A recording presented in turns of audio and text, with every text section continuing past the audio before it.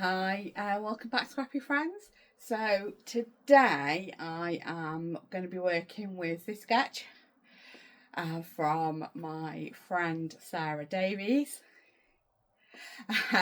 for 30 days of sketches. So the sketch is day 17 sketch, but the video is actually going up on day 20. It's just because I've been sat with an idea of what to do with this sketch for about a week. And I just want to give it a go. It's going to involve Vicky Boutin's watercolour paper from the mixed media pad and some paints. I don't know how this is going to go. I'm going to have a play and we may end up covering it with paper. We shall see. Before I get going, if you're not already a subscriber, please think about hitting that subscribe button. If you enjoy the video, give it a thumbs up and let me know in the comments what you think. I'm not sure what to say, pop a scrappy emoji for the sake of engagement. Let's get scrapping. So I'm really hoping this doesn't sound too terrible as I've left my headset upstairs. This photo is Mr. Ding feeding Baby I think, and he tried to pull the bottle away to wind him, and Baby I just grabbed hold of his hand and pulled his hand back towards him. So I just thought it's really cute. So that's a sketch from Sarah with all those circles and a large photo with lots of banners behind it. So I am going to, you can probably tell from the watercolour paper and my paint palette, I'm going to be actually painting the circles. So it's the Vicky Boutin mixed media pad. There's vellum sheets, cardstock, sort of heavyweight cardstock sheets, some gorgeous fibrous sheets which I've not figured out what to do with them yet, and these watercolour sheets as well. So I'm just grabbing a watercolour sheet. These paints are Prima Basics watercolour paints. I don't realise until it's too late that the green in this has been swapped out with a black in a different set I've got. So I end up with a blob of black in this when I didn't mean to. So start off with two 6-inch circles, so that's setting my compass to 3 inches. Then I've got a 4-inch circle in the middle, so that's setting the compass to 2 inches. And then two 3-inch circles, and finally 3 2-inch circles. So 2-inch circles are set to 1 inch on my compass and 1.5 inch on my compass for 3-inch circles. Make a bit of a mistake, try and rub it out, doesn't work. So yeah, watercolour paper does not like you putting your pencil down the wrong place. Also as well, I don't think this pencil's great for rubbing out, and I should have used one of my other pencils. So what I'm doing is I'm going into the circle, just putting water down. So I'm just going to float a layer of water into the circle. And then I'm going to pick some red paint up, so these watercolour paints I've already spritzed with water. I'm just picking up some of the red and I'm just dotting that into the water that's already on the page and just letting it find its way and flow. And then just to make sure I am going up to the edges of the circle, I'm just painting those directly on. But yeah, just fill in the water that's there with lots of red paint and letting it follow the water. So just washing my brush and then picking up some clean water, which, you know, doesn't really work when you've used red in case you end up with pink water. But yeah, this is actually taking water out of my clean cup as well after washing the red off in the dirty cup. But yeah, you can see it worked really well. Picking up some yellow now and again, just letting that find its way in the water, and painting around the edges more purposefully. I'm then going to put some water in the middle bit and let the two colours flow into each other. And then just mopping up some of the wet just to limit the amount of the amount it mixes once I'm happy with it. And then I'm filling this bottom one down here with orange. And doing the same again, painting around the edge of the circle and then just dotting the paint throughout the water. And then I decide, I'm just going to go with what's on my brush for the bits in the middle for it all to flow into each other. And I fill in some more yellow there in that gap. And same with the top, just fill that top circle in with water let the paints and the touching circles flow, and then just add a little bit more orange into it. Oh, I'll give it a mix as well. There we go. So I just let this flow into it, and then when I'm happy, I do get some kitchen roll and pick up some of the wet. Start to give it a blow with the hot heat gun to begin with, and then decide, you know, it's actually too wet to do that. So let it have a bit more of a flow around, encourage it a little bit with my paintbrush, and then grab some kitchen roll and mop some up. And I know it takes quite a lot of the pigment up as well as the water, but I do like the mottled kind of two-tone effect it has from the bits I've pulled up as well. So we're drying off the yellow and the reds, and then we're going to start from the opposite side with blues. This goes horribly wrong. I think I should have just carried on through from the yellow into the green before it dried off, but I was trying to avoid the red going into the green or the orange going into the green, because then you just get mud. So you do kind of need to keep your red away from green, or your green away from your purple away from orange.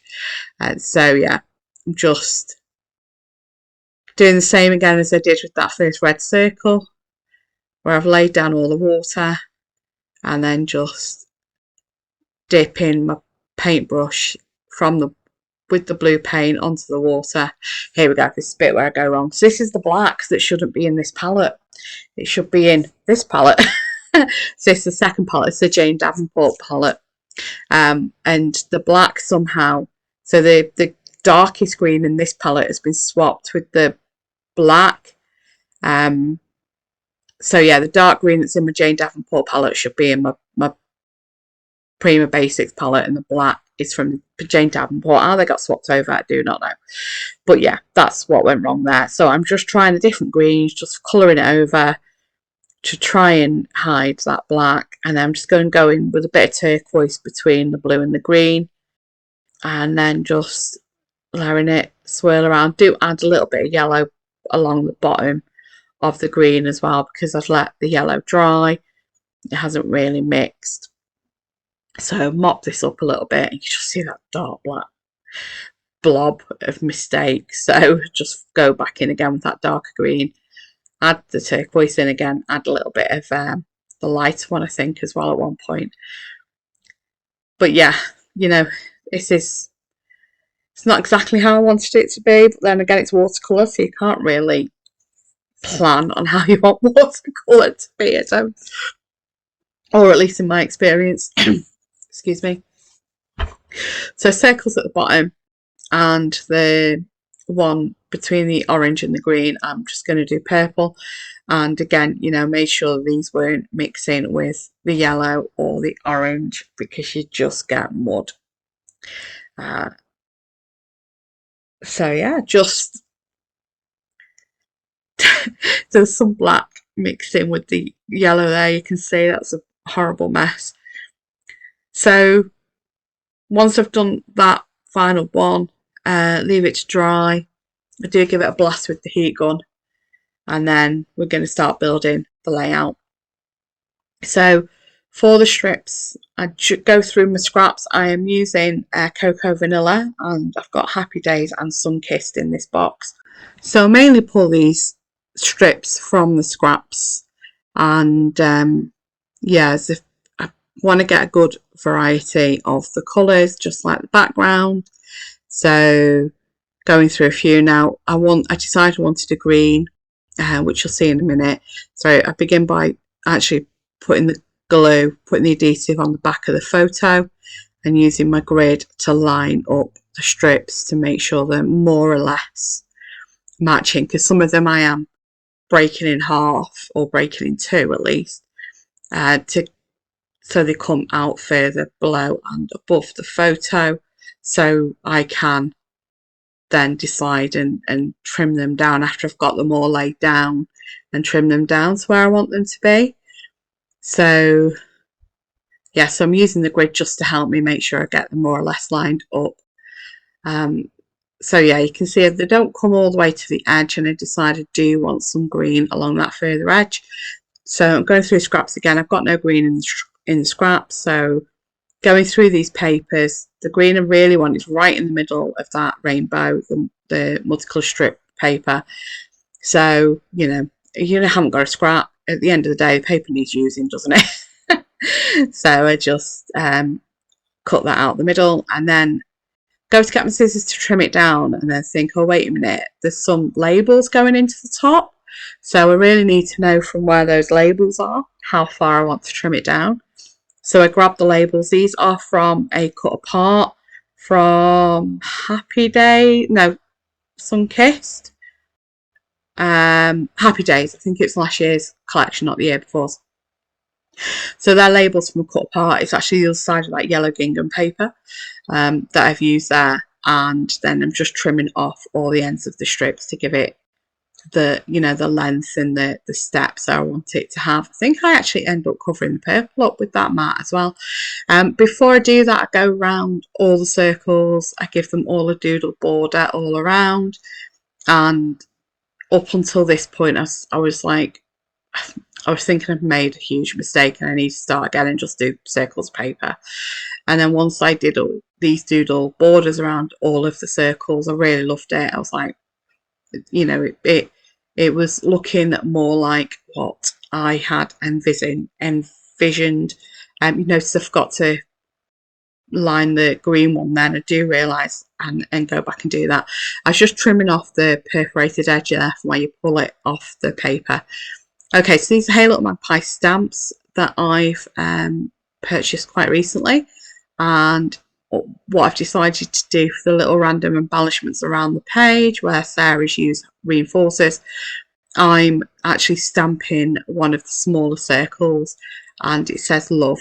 And it's only after I stamp all of them I realise there's actually 3 different ones, and I could have done the 3 different ones, but I really like having this love dotted around the page considering what the photo is. I then do go with these 3 different, so these are dotted circles with a word in them, and I do the 3 different ones. So I've got the 3 different sayings there on those stamps. I make an awful mistake in a minute, which you'll see. So there is stamps also which go in the middle, or don't go in the middle, but they are the right size to fit in the middle. I'll show them in a second. I decided just to use this captured from the Life Captured on there as my title, because it's not always it's baby I is captured Uncle Mark. So yeah, so I'm using these. I go to stamp these the dark ones with like the chevrons in, which they're also, as well, you may have seen some Hey Little Magpie printables in the past. I stick the stamp to the block upside down, so I end up actually just stamping the circle of black back, just a whole solid circle. And so I cover it up with sticker, and then deciding I'm just going to leave the other 2 as they are because I like them as they are. And we are actually nearly finished, so I'm just going to add a word to this label at the top, and I think that's it. I don't think I do anything else, so that's the label stuck down. And I go through with some epoxy hearts, just dot these around the page, and then we're done. Please check out the playlist for 30 Days Sketches, and thanks so much, Sarah. It's a gorgeous sketch. All the details will be in the description below. Take care. Bye bye.